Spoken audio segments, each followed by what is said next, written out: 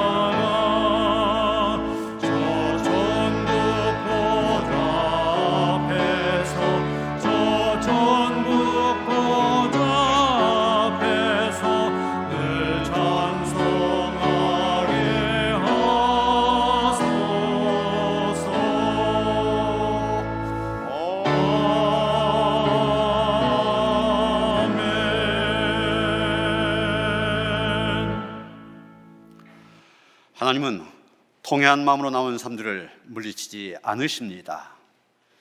이제 우리 모두 함께 진정으로 우리들이 저진 죄를 뉘우치고 고백합시다. 사랑이 많으신 하나님 아버지, 주님의 은혜와 보살피심 가운데 한 주일을 보내게 하심에 감사를 드립니다. 주님께서 베푸신 은혜는 언제나 변함이 없건만 저희는 지난 한 주간 그 은혜를 잊어버린 채 살았습니다. 하나님의 나라를 확장하며 온 천하의 복음을 전파하고 주신 건강과 물질이건만 저희는 그것으로 육신의 쾌락을 얻는 곳에 사용했습니다. 예배자의 영광과 특권을 주셔서 하나님과 교제하며 살게 하셨는데 저희는 바쁘다는 핑계로 경건한 시간들을 멀리했습니다. 주여, 우리의 이 모든 죄와 허물을 용서해 주옵소서. 예수님의 이름으로 이 고백의 기도를 드립니다. 여호와께서 이르시되 배역한 이스라엘아 돌아오라. 나의 노한 얼굴을 너에게 행하지 아니하리라. 난 긍휼이 있는 자라. 노를 한없이 품지 아니하느니라. 여호와의 말씀이니라. 여호와께서 다스리시니 땅은 즐거워하며 허다한 섬은 기뻐할지어다.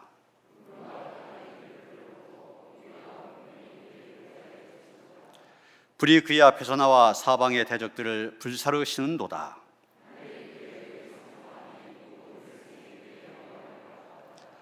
조각한 신상을 섬기며 험한 것으로 자랑한 자는 다 수치를 당할 것이라. 여호와여, 시온이 주의 심판을 듣고 기뻐하며 유다의 딸들이 즐거워하였나이다.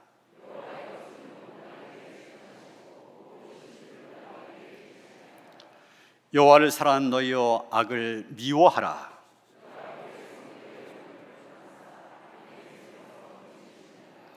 의인을 위하여 빛을 뿌리고 마음이 정직한 자를 위하여 기쁨을 뿌리시는도다.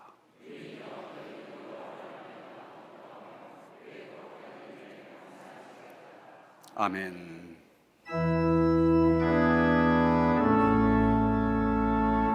성부 성자와 성령 찬송과 영광 돌려보내세.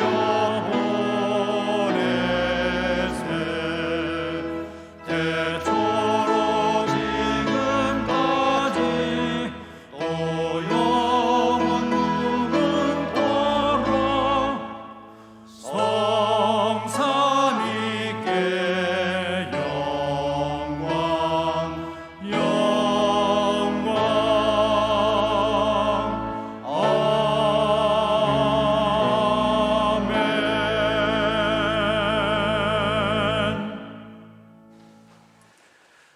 천지 만물을 말씀으로 창조하시고 다스리고 운행하시는 하나님 아버지, 아버지 하나님의 전지전능하심과 사랑하심에 무한 감사와 찬양을 올려드립니다.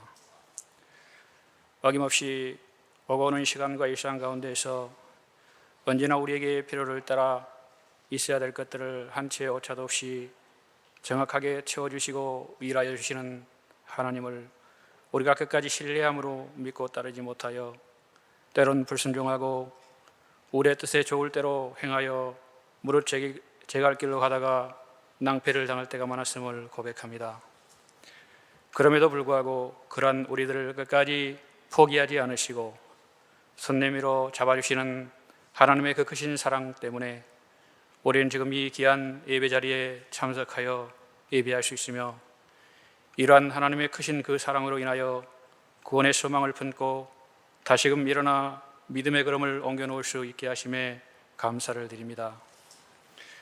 우리 모두는 하나님께서 허락하신 땅 이 세상에서 자연과 더불어 생활해 가고 있습니다. 하지만 우리는 자연의 소중함을 인식하지 못하고 온갖 일그러진 가치와 탐욕으로 무분별하게 개발이라는 이유로 자연을 무단 훼손하며 살아왔습니다. 그 결과로 하나님께서 조성한 자연과 만물들이 어려움을 당하고 있습니다. 우리들의 편리를 따라 하나님의 창조 질서를 혼잡게 했던 우리들의 어리석음 때문에 예측할 수 없는 기로에 서 있는 저희들에게 하나님의 창조 질서를 회복하는 믿음과 자연을 보호보존할 책임과 사명을 주시옵소서. 아버지 하나님, 이 시간에 아버지 앞에 진심으로 회개하고 싶습니다. 우리들의 지난날의 잘못을 용서하여 주옵소서. 믿노라 하면서도 온전한 믿음을 가지고 삶을 살아내지 못했고 모양과 형식에만 치중하면서 보여지는 것에 급급해했던 믿음의 터를 이제 기경하여 새롭게 하고 싶습니다. 성령님 오셔서 우리들의 무너진 믿음과 해칠한 무덤과 같은 마음을 수술하여 주옵소서. 성령님께서 직접 운행하시어 집도하여 주심으로 우리들의 영적 문제들이 온전히 쾌유되고 회복돼서 붕을 볼 수 있도록 도와주시옵소서. 코로나가 머물고 간 자리는 엄청난 변화와 감당하기 힘든 많은 일들을 남겼고 앞으로 풀어야 될 많은 숙제들을 남겨놓았습니다. 경제, 사회, 교육, 기타 여러 모든 분야에 새로운 전환이 요구되고 있습니다. 이러한 중차대한 시기에 그 어느 때보다도 하늘을 향하여 하나님께 간절히 기도가 필요한 때임을 느낍니다. 바벨론의 포로로 잡혀가 목숨 연명하고 귀환한 학사 에스라를 이시해서 송락강장 부흥 때에는 추운 날씨에 하루 종일 얼음비를 다 맞고 초라한 예루살렘에서 조개 앞날을 앞에 놓고 하늘의 하나님께 간절함이 사무치도록 하나님의 궁일이 임하기를 구하였던 볼에서 귀환한 이스라엘 백성들과 같이 우리도 믿음 가지고 결혼이 일어나 하나님을 바라고 찾는 애타는 마음과 갈급함 속에서 부르짖는 기도함이 부흥을 볼 수 있도록 역사하여 주시옵소서. 기도한 대로 이루어지지 않아도 기도를 포기하지 않는 것, 그것이 믿음이라고 우리는 교회에서 배웠습니다. 배운 대로 기도를 멈추지 않는 우리 모두가 될 수 있도록 인도하여 주시옵소서. 코로나 여파로 가족 간에 함께하며 시간을 공유하지 못한 부분들도 이제 할 길을 찾게 하시고 일정 부분에 있어서는 코로나 이전으로 돌아가 적게나마 자유롭게 활동하고 생활할 수 있게 하심에 감사를 드립니다. 바라옵기는 우리에게 진리를 가르치는 교회에도 새로운 패러다임이 구축되어 흔들리지 않는 복음의 절대적인 가치가 더욱더 견고하게 세워지고 온 세상을 주의 은혜로 변화흡수할 수 있는 영적인 능력이 불같이 일어날 수 있도록 인도하여 주시옵소서. 아버지 하나님, 새로운 정부가 출범하였고 지방선거가 기다리고 있습니다. 참신하고 능력 있는 지도자들이 세워질 수 있도록 인도하옵소서.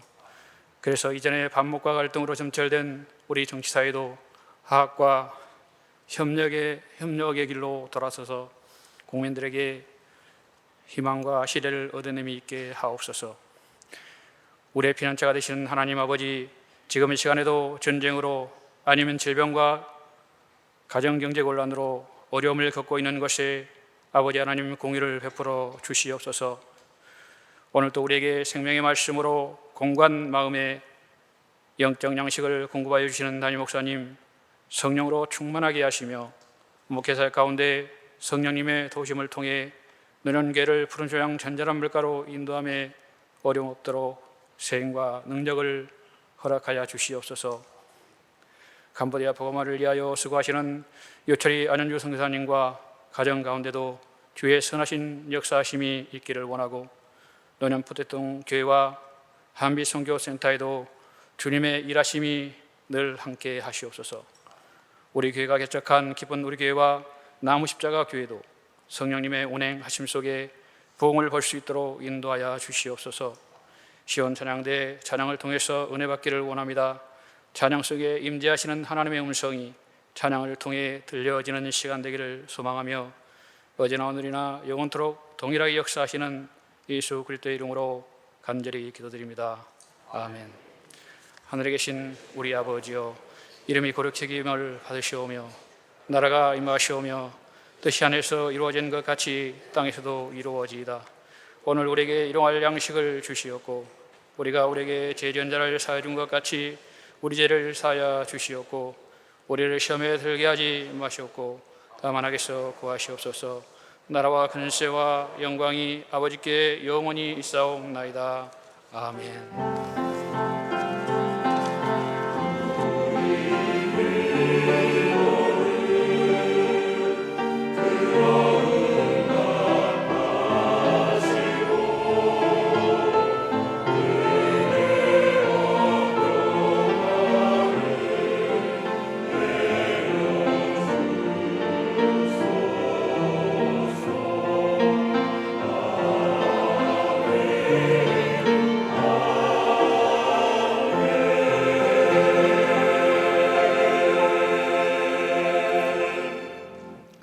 하나님의 말씀 사도행전 16장 16절로부터 25절까지 말씀입니다.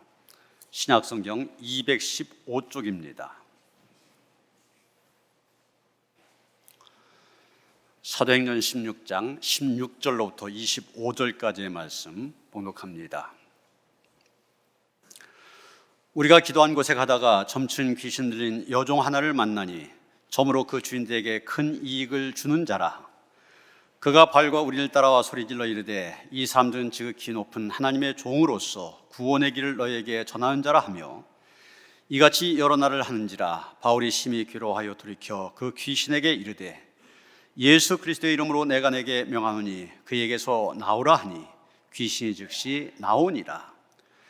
여종의 주인들은 자기 수익의 소망이 끊어진 것을 보고 바울과 실라를 붙잡아 장터로 관리들에게 끌어갔다가 상관들 앞에 데리고 가서 말하되 이 사람들이 유대인인데 우리 성을 심히 요란하게 하여 로마 사람인 우리가 받지도 못하고 행하지도 못할 풍속을 전한다 하거늘 무리가 일제히 일어나 고발하니 상관들이 옷을 찢어 벗기고 매로 치라 하여 많이 친 후에 옥에 가두고 간수들에게 명하여 든든히 지키라 하니 그가 이러한 명령을 받아 그들을 깊은 옥에 가두고 그 발을 착고에 든든히 채웠더니 한밤중에 바울과 실라가 기도하고 하나님을 찬송하며 죄수들이 듣더라.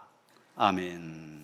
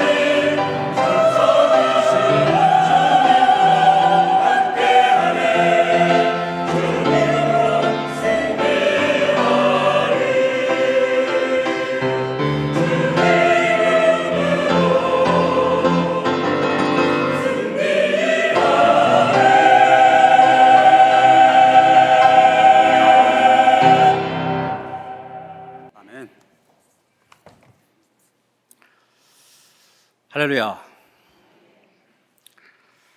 인생을 살아다 보면 서로 다른 가치관들이 충돌을 일으킬 때가 있습니다.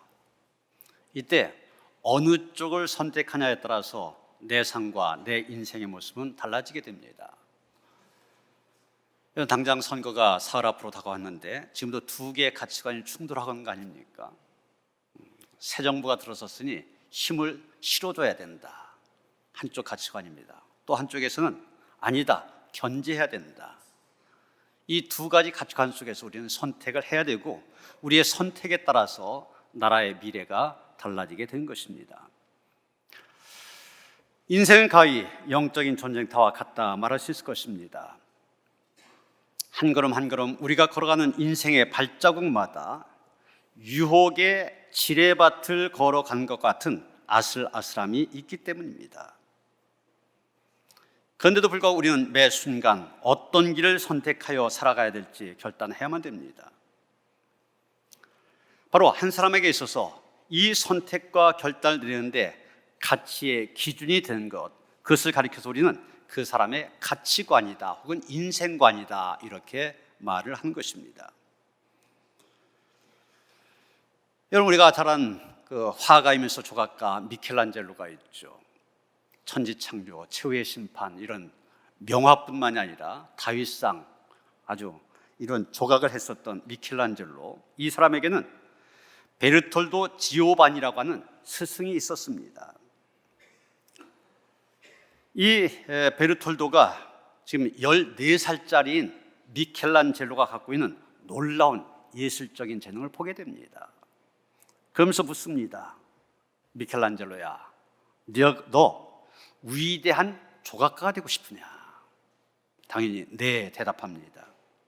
그러면 네가 위대한 조각가가 되기 위해서는 어떻게 해야 된다고 생각하느냐? 대답합니다. 제가 가진 재능과 기술을 더 닦아야 한다고 생각합니다. 스승이 말합니다. 그래, 미켈란젤로야, 맞는 말인데 그러나 그것만 갖고는 안 된단다. 내 재능을 무엇을 위하여 사용해야 될지를 분명히 결정해야만 한다. 이렇게 얘기를 합니다. 그러면서 이 아이를 데리고 술집으로 갔습니다. 갔더니 술집 안에 바깥에 아주 화려한 나상, 벌거벗은 그런 조각상들 장식이 되어 있었습니다. 그걸 보게 하고 그 다음엔 다시 동네에 있는 성당으로 갔습니다. 거기서 미켈란젤로는 밝은 미소로 웃고 있는 천사상들을 보게 되었습니다. 스승이 묻습니다. 미켈란젤로야, 술집에 있는 그 아름다운 조각도 봤고 성당에 있는 아름다운 조각도 보았는데 이 두 조각의 차이점이 무엇이냐? 미켈란젤로가 대답합니다. 예, 똑같이 아름다운 조각이지만 하나는 사람들의 쾌락을 위하여 쓰임받고 있으며 또 다른 하나는 예배와 하나님의 영광을 위하여 쓰임받고 있습니다. 그래, 잘 봤다. 그러면 너는 너의 재능과 재주 무엇을 위해 쓰기를 원하느냐? 다시 대답합니다. 예, 오직 하나님을 위하여, 오직 하나님의 영광을 위하여 쓰겠습니다. 그래, 일생 동안 너의 재주와 재능 하나님의 영광을 위하여 쓰거라. 예, 그렇게 살겠습니다. 이 경험을 통하여 미켈란젤로는 자기의 사명, 자기가 무엇을 위해서 그림을 그리고 조각을 해야 될지 그것을 분명히 알게 됩니다. 그리고 그 목적을 위하여 수고했을 때 미켈란젤로, 영감이 있는 화가, 하나님의 오묘하심을 자기의 예술적인 재능으로 드러내는 위대한 조각가가 될 수 있었던 것입니다. 이렇게 자기에게 주어진 재능과 기술, 시간과 물질, 이것을 어디에다가 무엇을 위해서 쓸 것인가, 이것을 정하고 살 때 우리는 그것을 가리켜서 인생의 가치관이라 그렇게 얘기합니다. 사실 모든 사람들은 자신의 삶을 이끌어가는 그 무엇인가에 붙잡혀서 살아가게 됩니다. 여러분, 예수를 믿기 때문에 다 이 자리에 오셨죠. 예수 믿는다고 하는 것이 무엇입니까? 예수 믿는다고 하는 건 다른 거 아닙니다. 지금까지 세상 것들에 붙잡혀 살던 사람들이 하나님께 붙잡히는 겁니다.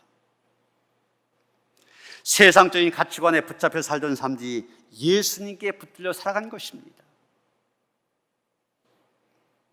그래서 초대교회 성도들 보면은 예수님을 영접할 때 이런 고백들을 했다고 그래요. 예수님, 당신은 나를 죄에서 구원하신 구세주이십니다. 동시에 저를 다스리시는 주인이십니다. 저는 당신의 종입니다. 제가 하는 모든 결정에서 제 자신의 뜻이 아니라 당신의 뜻을 따르겠습니다. 예수 믿는다고 하는 것은 누구에게 붙잡히느냐, 누굴 나의 주인으로 삼느냐, 그것입니다. 오늘 우리가 함께 읽은 사도행전 말씀을 보면 여러 인물들이 나오는 것을 보게 됩니다. 다 다른 사람들, 그런데 그들이 가만히 보면 하나같이 무엇인가에 붙잡혀 살아가고 있는 것을 보게 됩니다. 그들 대부분들이 붙잡았던 혹은 붙잡혔던 것 하나같이 잘못된 것들이었습니다. 잘못된 가치관에 붙잡혀 사는 사람들, 어떤 사람들입니까? 첫째로 우리는 귀신의 영에 붙잡혀 사는 한 가련한 여자를 볼 수가 있습니다. 16절에 보면 점치는 귀신들인 여종 하나, 이렇게 말하고 있습니다. 한 여자가 있었는데 그녀의 신분은 종입니다. 남의 집에 매여서 사는 노예, 종의 신분, 그것만 갖고도 불쌍하고 가련한데 이 여자는 귀신에게 붙잡혀서 점을 치는 귀신의 종이 되었습니다. 엎친 데 덮친 격의 인생이 되어진 것입니다. 귀신의 종이 되어 살아가는 이 사람이 보는 세계, 귀신의 세계입니다. 귀신의 말을 듣게 되고 귀신이 하라고 한 말만 하게 됩니다. 여러분, 가만히 보면 우리가 살고 있는 이 땅에도 이런 귀신의 관점으로 인생을 살아가는 사람들 의외로 많은 것을 보게 됩니다. 이런 소위 그 무속신앙 발상지는 저 중앙아시아, 우즈베키스탄, 키르기스탄 이런 나라도 있는 중앙아시아 지역에서 시작이 되어졌는데, 근데 지금은 이 무당이 거의 없다고 그래요, 그 지역에. 근데 우리나라의 무속인 숫자 세계에서 제일 많답니다. 우리나라가 세계 제일 1위가 많이 있는데 그 중에 하나가 무속인 숫자고 그래요. 무속인이라고 하고 역술인, 법사, 보살 여러 가지로 호칭이 되어지는데 언론 보도에 의하면 최고 100만 명은 될 거다 그럽니다. 여러분, 목사들이 굉장히 많은 것 같은데 10만 명 정도밖에 안 돼요. 그 10배, 얼마나 많은 숫자입니까? 국민일보가 2018년 6월 22일 미스전 라이프 섹션에 운세에 기대셨나요? 믿음의 기둥을 세우세요, 이런 제목의 기사를 썼는데 그 내용이 이런 겁니다. 무속신앙 보존단체인 대한경신연합회, 한국역술인협회, 여기에 따르면 현재 두 단체에 가입된 회원수가 각각 30만 명. 그래서 비회원까지 추사하면 무당과 역술인 전체가 100만 명에 달한다는 것입니다. 이 역술시장의 규모는 얼마나 되느냐? 그러니까 이 점을 치면은 복채를 내고 또 굿을 하면은 내는 게 있지 않습니까? 이런 것들의 규모가 어느 정도가 되냐? 최소가 4조 원, 최대가 6조 원이나 된다고 그래요. 조선일보에서도 그 비슷한 기사를 썼습니다. 이 조선일보에서는 같은 얘기를 하면서 11년 전과 비교했는데 11년 전인 2006년 이 대한경신연합회 가입한 무당 약 14만 명, 역술인연합회 가입한 역술인 20만 명. 그런데 10년 사이에 거의 2배가 늘어났다는 겁니다. 그래서 여기서도 비회원까지 다 합치면 거의 100만 명이 될 거다. 2개 신문에서 같은 얘기를 했습니다. 여러분, 이제 끝났지만 대선 전국에서도 무속 논란이 끊이지 않았지 않습니까? 무슨 건진법사가 선거 캠프에 확 핵심이 되어서 좌지우지한다. 후보가 손바닥에 왕자를 썼는데 무속인이 그렇게 하라고 했다. 심지어 대통령이 되어서도 청와대는 죽어도 안 들어간다 고집하는데 그 이유가 청와대는 터가 좋지 않다. 이런 무속인의 말 때문이다. 이런 말도 굉장히 많지 않습니까? 여러분, 우리나라에 100만 명 가까운 무속인들이 있다고 그랬는데 이렇게 많다고 하는 것은 찾는 사람들이 그만큼 많다는 겁니다. 젊은이들이 가장 많이 모이는 데가 홍익대 앞에 아닙니까? 근데 거기 가면은 아예 점집 거리가 있다고 그래요. 점집들이 줄줄이 서 있는 거리가 아예 있다고 합니다. 젊은 사람들이 많이 모여드는 곳인데 점집거리가 거기에 있대요. 이런 점쟁이나 무당에 의존해 살아간 사람들, 귀신에 묶이다 보니 이사도 제대로 못합니다. 손 없는 날 골라가야 돼. 집에서 못 하나 박는 것도 마음대로 못합니다. 장 담그는 날도, 결혼 날짜도 편안히 잡지 못합니다. 여러분, 지금 우리가 살고 있는 시대가 어떤 시대인데 좀 어이없다는 생각 들지 않습니까? 인공지능, 유전자 분석, 우주 탐험, 최첨단 과학기술의 시대입니다. 그런데 비과학적인 무속신앙이 가만히 보면 일반 국민의 삶 속에 아주 강하게 뿌리박고 있는 것입니다. 그런데 문제는 믿음이 없는 사람은 그럴 수 있다고 할 수 있는데 믿음을 가졌다고 하는 사람들조차 무속에 빠져 있다고 하는 사실입니다.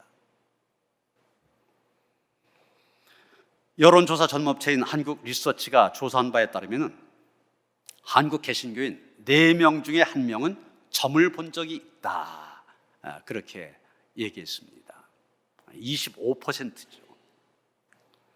사실 천주교인들은 39%가 점 본 적이 있다, 불교인들은 62%가 점 본 적이 있다, 그렇게 대답했는데 거기에 비해서는 적은 숫자입니다.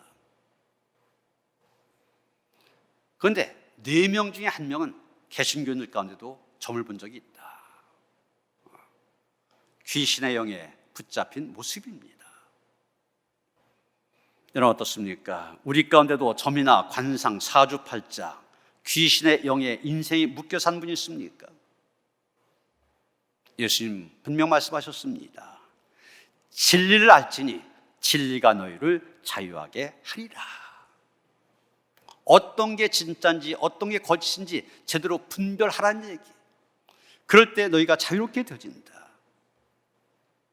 여러분, 길이요 진리요 생명이 되신 예수 그리스도의 이름으로 헛된 영, 거짓된 영에 묶여있던 모든 것 풀어 제키시길 바랍니다. 그리고 예수 안에서, 진리 되신 예수 안에서 참 자유를 누리는 성도들 되어주시기를 바랍니다.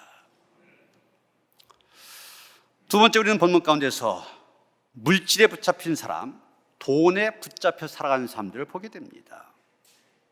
19절에 보면 여종의 주인들이 나오고 있는데 이 사람들이 바로 물질에 붙잡힌 사람들, 돈에 붙잡혀 살아가는 사람들입니다. 오늘 본문 바로 앞에 보면 바울이 비참한 한 인생, 귀신에 붙들려 사는 여인, 미친 여종을 예수의 이름으로 고쳐주었습니다. 그런데 돈에 눈이 멀었던 그 여종의 주인 어떻게 했습니까?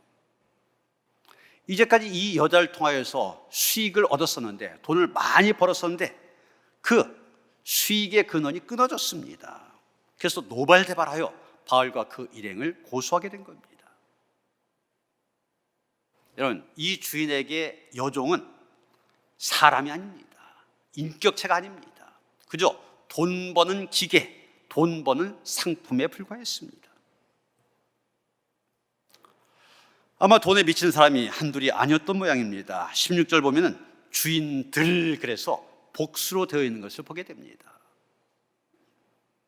그렇습니다. 오늘날도 많은 사람들이 인생의 가치를 돈과 물질에만 두고 살고 있습니다. 돈의 은임으로 가치와 존재를 잃어버리고 산 사람들 얼마나 많이 있습니까? 그래서 마태복음 6장 24절 보면 예수님 그런 말씀하셨습니다. 너희가 하나님과 재물을 겸하여 섬기지 못하느니라. 여기 재물이라고 하는 것을 하나님과 동급에 놨어요. 여기 재물이라고 하는 것이 단순히 돈이 아닙니다. 왜냐하면 재물이라고 하는 것, 단순히 재물로만 끝나는 것이 아니라 우리 자신을 지배하는 신으로 바뀌어질 수 있기 때문입니다. 얼만큼 강력한 신이냐? 하나님과 비교가 되어질 만큼 강한 신입니다. 여러분, 사람들이 이 돈 앞에 그렇게 무력한 모습 많이 보지 않습니까? 바로 이 돈 안에 이런 신적인 요소가 있기 때문입니다. 얼마 전 세계적으로까지 유명했던 오징어 게임, 거기서 보는 게 바로 그거잖아요. 돈 앞에 친구도 없습니다. 돈 앞에 자기 목숨도 두려워하지 않습니다. 다 해서 그 돈. 여러분, 청문회 한 과정 속에서 계속 보는 게 그거 아니에요. 적어도 뭐 국무총리다 아니면 장관 정도 추천될 정도면은 여러 가지 면에서 모범될 만한 사람들입니다. 그런데 돈 문제 걸리지 않는 사람이 없어. 돈이 우상이 되어 있습니다. 돈이 신이 되어 있습니다. 인간이 돈의 의력을 빌리기 위하여 스스로 그 앞에 무릎을 꿇고 자신의 운명을 돈 앞에 맡기는 것입니다. 그렇기 때문에 여러분, 성도들이 헌신한다고 하는데 마지막 헌신은 물질의 헌신입니다. 웨슬리 목사님도 그런 얘기 했잖아요. 돈주머니가 회개하지 않고는 진정으로 회개했다고 말할 수 없다. 그래서 물질 앞에 깨끗한 사람이 진정 깨끗한 영성을 가진 사람입니다. 하나님 나라를 위하여 물질을 포기한 사람, 하나님 나라를 위하여 무엇이든지 포기할 수 있는 사람입니다. 저마의 교육자들과 직원들이 제주도에 다녀왔는데, 제주도에는 제가 신학교에서 가르쳤던 제자가 전사님으로 거기서 있는데, 이분이 펜션을 운영하고 있습니다. 그런데 펜션을 운영하는 목적이 선교적인 목적으로 하는 거예요. 선교사님들이 해외에서 선교하시면서 많이 지치고 힘드실 텐데, 그런 분들이 오셔서 여기서 쉬면서 재충전할 수 있도록 선교사님들 무료로 방을 내어드립니다.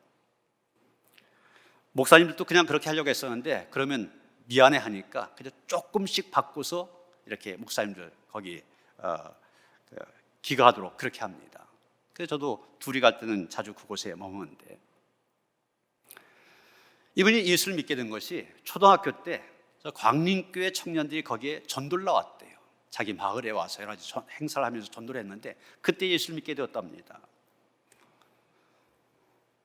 나중에 커서도 계속 열심히 예수를 믿습니다. 근데 이 제주도라고 하는 것이 미신이 굉장히 많은 곳 아닙니까? 아버지가 너 계속해서 예수 믿으면 우리 집 호적에서 너 파내겠다 그러셨대요. 여러분, 호적을 파낸다는 얘기는 재산 상속가 안 된다는 얘기입니다. 너 이제 우리 집안에서 떠났으니까 자식으로 인정도 안 한다는 거예요. 다시 말하면 너 예수 믿으려면 모든 재산 포기하라는 얘기죠. 그런데 이 전사님이 난 예수 포기할 수 없다. 이걸 제주도에서 이 인천까지 신학 공부하기 위해서 왔다면 얼마나 믿음이 있었습니까?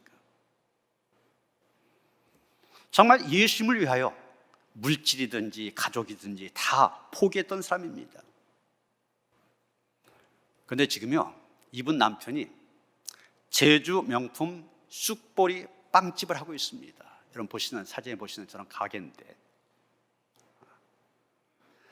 전국적으로 주문이 들어오는데 이 너무 주문이 많아서 공급하지, 그 주문한 거 다 대질 못할 정도래. 아들에게 분점을 내줬는데 아들도 마찬가지입니다. 돈을 끌어모으고 있대.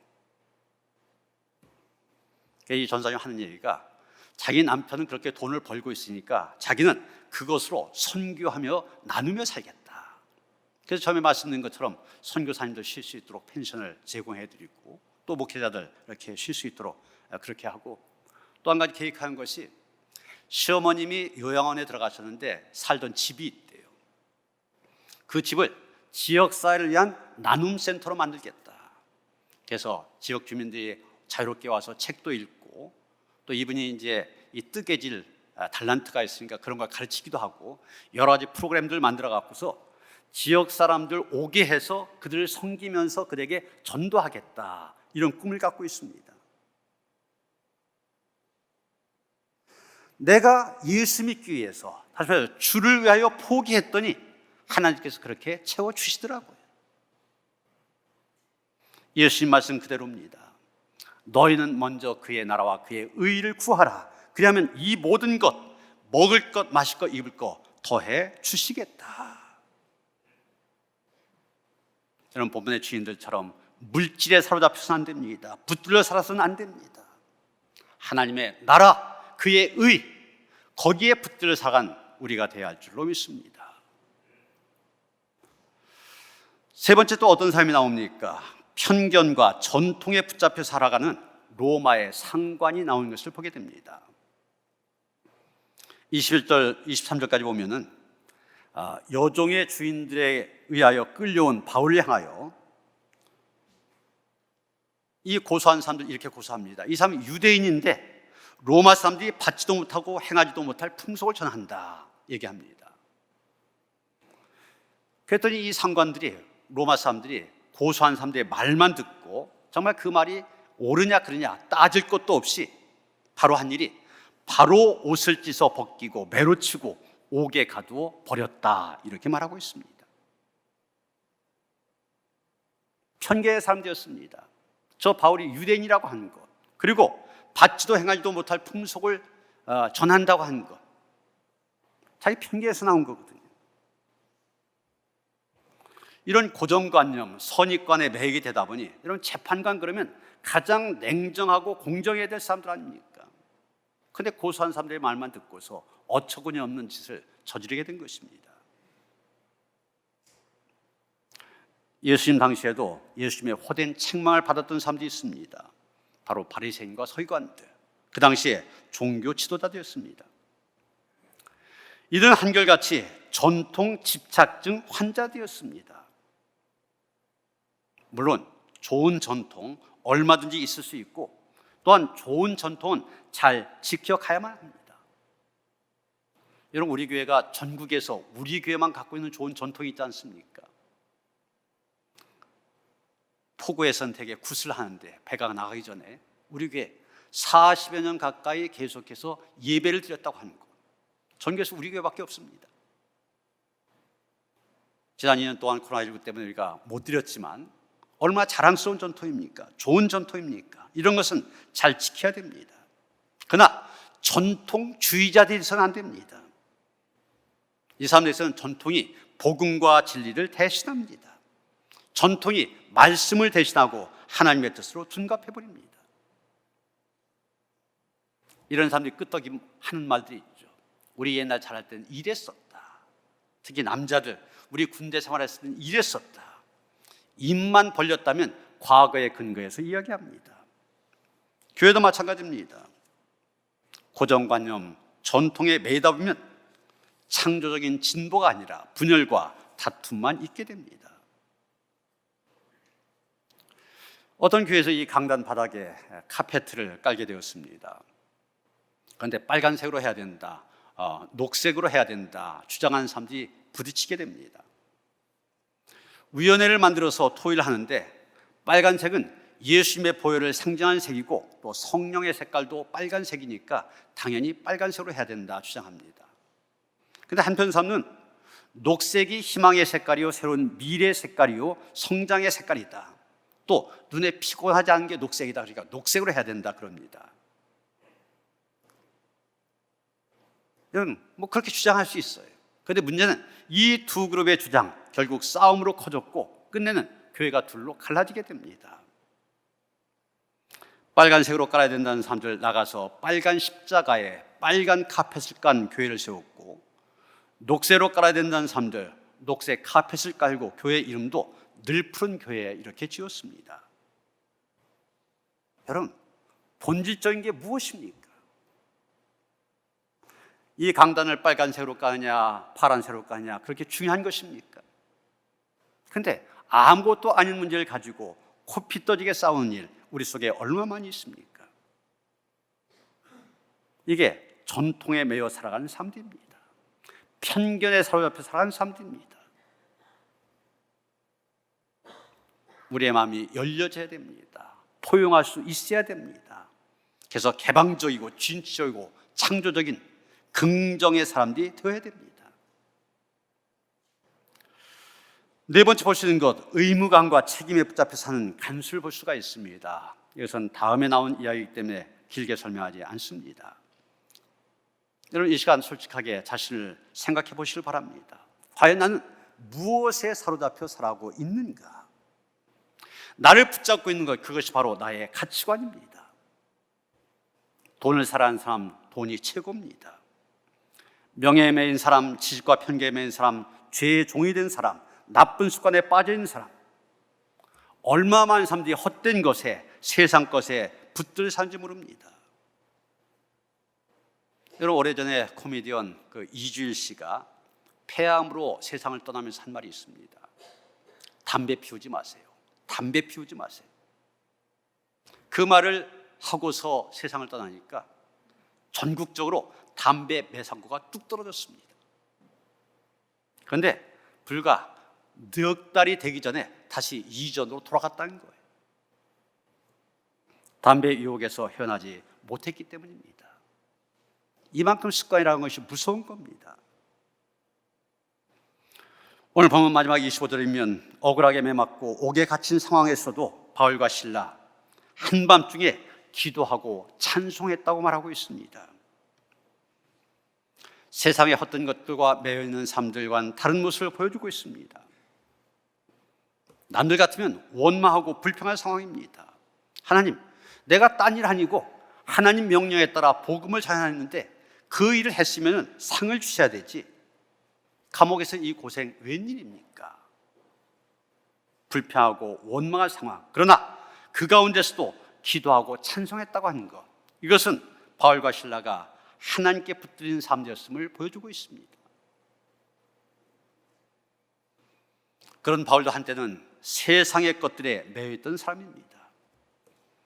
빌립보서 3장 7절 8절 보면 그가 예수님께 붙잡히게 된 이후 자기 자신에 대해서 이런 고백을 합니다. 무엇이든지 내게 유익하던 것을 내가 그리스도를 위하여 다 해로 여길 뿐더러 또한 모든 것을 해로 여김은 내 주 예수 그리스도를 아는 지식이 가장 고상함을 인함이라. 내가 그를 위하여 모든 것을 잃어버리고 배설물로 여김은 그리스도를 얻고 그 안에서 발견되려 함이니라. 베냐민 지파라고 하는 가문, 또 가장 유명한 가말리엘 유학자의 수제자, 또 사회적인 활동 능력, 윤리적인 그런 깨끗함, 이런 것들이 그의 인생을 유익하게 하던 것들이었습니다. 그의 인생 성공이 보장되게 했던 그런 것들이었습니다. 그런데 이런 것들 다 배설물로 여겼다고 했습니다. 왜? 예수 그리스도가 가장 고사함을 알았기 때문에. 바울에게 예수 중심의 가치관이 세워진 것입니다. 오늘 우리에게 요청되는 것도 바로 이것입니다. 한국에 800만 그리스도인뿐만이 아니라 5천만 모든 백성이 다 교회에 출석하게 된다 할지라도 그들 속에 이 성경적인 복음적인 가치관이 만들어지지 않으면 역사는 달라지지 않습니다. 그런 말이 있죠. 10대는 사랑에 붙잡히고 20대는 인기와 야망에 붙잡히고 30대는 사업과 일에 붙잡히고 40대는 소유와 정욕에 붙잡히고 50대는 권세에 붙잡히고 60대는 명예에 붙잡힌다. 어차피 우리의 인생 붙잡혀 사는 인생이란 얘기입니다. 그런데 어차피 붙잡혀 살아야 된다면 바른 곳에 붙잡히는 것이 좋지 않습니까? 바울처럼 예수 중심의 가치관에 붙잡혀야 됩니다. 여러분, 지금까지 나를 묶고 있던 헛된 가치관들, 썩어 없어질 것들, 허황된 것들, 나를 묶고 있는 모든 것들 주님의 이름으로 다 잘라내시기를 바랍니다. 이것을 잘라버릴 수 있는, 버릴 수 있는 길이 무엇이냐? 오늘 성경에 보면 바울은 기도하고 찬송했다고 그랬어요. 뜨거운 기도, 뜨거운 찬송이 우리로 하여금 벗어나게 만듭니다. 예수님만 붙들게 만듭니다. 주님께서는 우리를 향한 기대를 갖고 계십니다. 그 기대대로 우리가 성령에 붙들린 사람, 비전에 붙들려 사는 사람, 말씀에 사로잡힌 사람, 주의 은혜로 감동되어 살아가는 사람, 사명에 붙들려 살아가는 사람, 그런 삶을 살아가는 복된 성도들 되어주시기를 주님의 이름으로 축원합니다. 하나님, 우리가 예수님에게 붙들린 삶이기 때문에 이 자리에서 하나님을 예배하게 된 줄로 믿습니다. 그러나 아직까지도 우리를 붙들고 있는 것 있습니다. 내어놓게 하여 주시옵소서. 잘라내게 하여 주시옵소서. 바울처럼 오직 예수님만 붙들고 나아가는 주의 백성을 될 수 있도록 함께 하시옵소서. 예수 그리스도 이름 받들어 기도하여 싸움나이다. 아멘.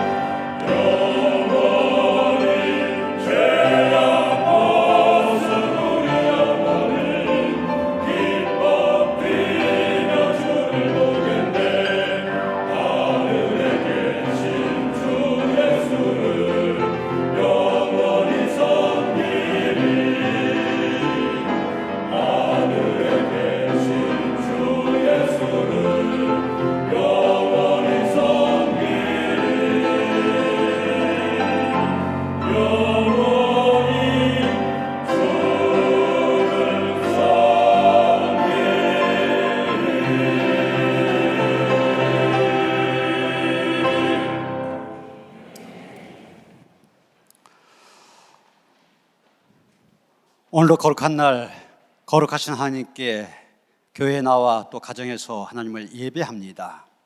있는 곳에서 영과 진리로 드리는 우리의 예배 기뻐 받아 주시옵소서. 다시 한번 예배를 통하여 하나님께 붙들린 인생 되어지기를 원합니다.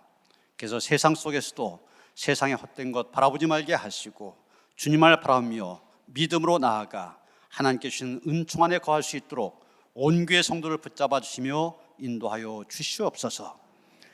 이 시간도 은혜에 대한 감사와 감격 속에서 정성껏 물질을 준비하여 믿음으로 드립니다. 기뻐 받아 주시옵소서.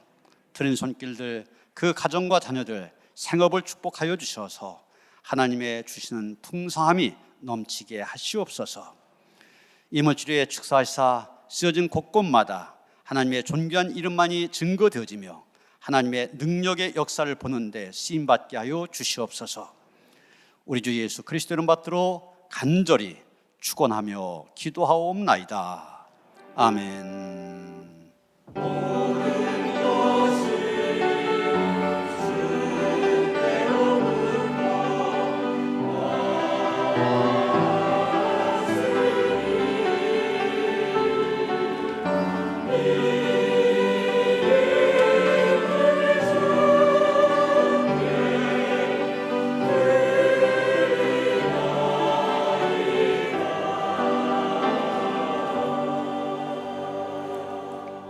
아멘.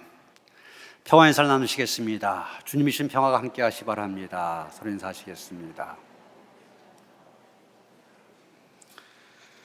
새 가족 소개하겠습니다. 이영애 권사님, 잠깐 일어서시고요. 그리고 현혜란 집사님,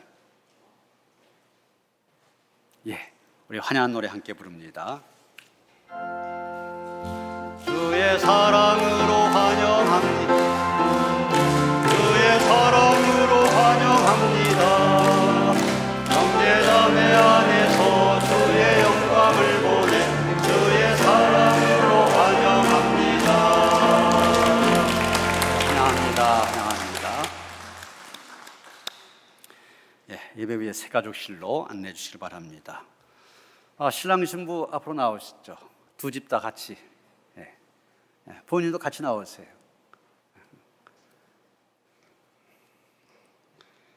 우리 곽대혁 권사님, 이정 권사님 아들 곽동훈 군, 그 다음에 황은하 양, 지난주 토요일 날 결혼식을 했고, 그 다음에 우리 김용채 장로님, 정인자 권사님 딸 김성아 양, 신부 이신범 신랑과 어제 그저께죠 결혼했습니다. 많은 분들이 오셔서 축하해 주셨는데 이 시간 꽃다발 전할 때 축하의 박수 크게 축하해 주시길 바랍니다. 축하드립니다. 축하드립니다. 인사하고 들어가세요.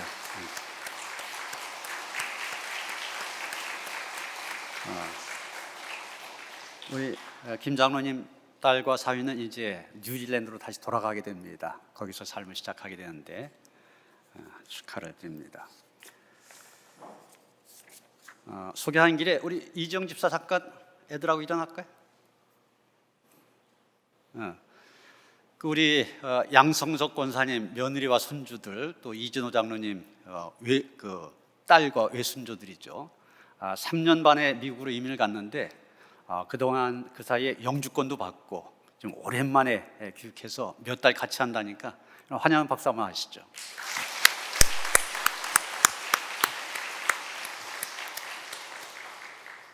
오늘 오후 예배 소그룹 예배로 모입니다. 특히 이제 선교 예배로 모이는데 선교 예배로 잘 모이도록 하시고요. 그리고 2시부터 선교 예배 친선 족구대회가 있습니다. 선교회로 모인 다음에 그 자리에 참여하시길 바랍니다. 그래서 남선교회, 청장년선교회 청년들 함께 모여서 족구랑 운동을 통해서 교제하고 또 함께 식사도 하게 됩니다. 많이 참여하셔서 좋은 교제 시간 되도록 하시길 바랍니다. 목회 신방 계획된 거 참고하시고 빠진 가정 없도록 또 은혜의 시간이 될 수 있도록 기도해 주시길 바랍니다. 다음 주일이 6월 첫 주일 평신도 주일입니다.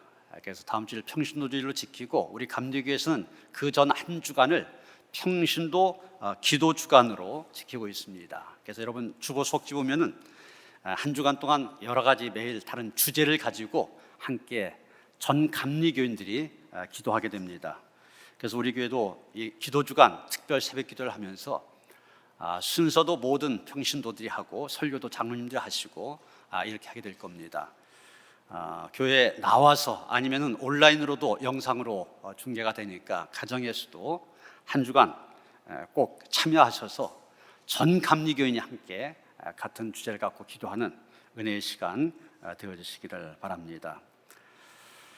여러분 2층 예배실에 가보면 완전히 달라진 모습을 보게 될 겁니다. 우리 지금 3층도 달라진 것처럼 2층도 굉장히 달라졌습니다. 전면 인테리어를 새로 했고 강대상도 바꿨고 또 십자가도 우리 여기처럼 세워놓고 의자도 개별 의자로 다 바꿨습니다. 또 지난번에 광고했던 것처럼 커다란 그랜드 피아노도 사라지고 작은 피아노 이렇게 놓여졌습니다.